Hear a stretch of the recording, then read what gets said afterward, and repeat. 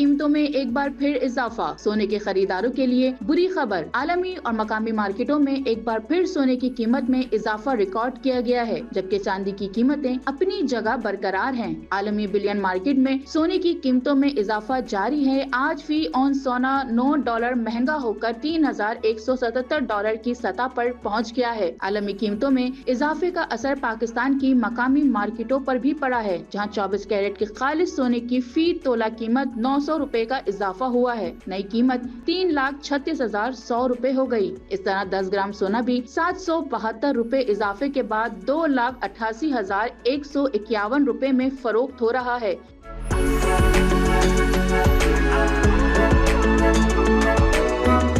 ताहम चांदी की कीमत में किसी किस्म की तब्दीली देखने में नहीं आई। फी तोला चांदी ₹3,377 और 10 ग्राम चांदी ₹2,895 पर मुस्तहकम रही। माहिरीन का कहना है कि सोने की कीमतों में ये मुसलसल इजाफा बैनुल-अक़वामी इक़्तिसादी गैर यकीनी सूरत हाल, डॉलर की कदर और सरमायाकारों के रुझानात का नतीजा है। सोने की कीमतों में इस इजाफे से शादियों का सीजन मुतासिर होने का खदशा है, जबकि अवामी सतह पर खरीदारी की सलाहियत भी मुतासिर हो सकती है।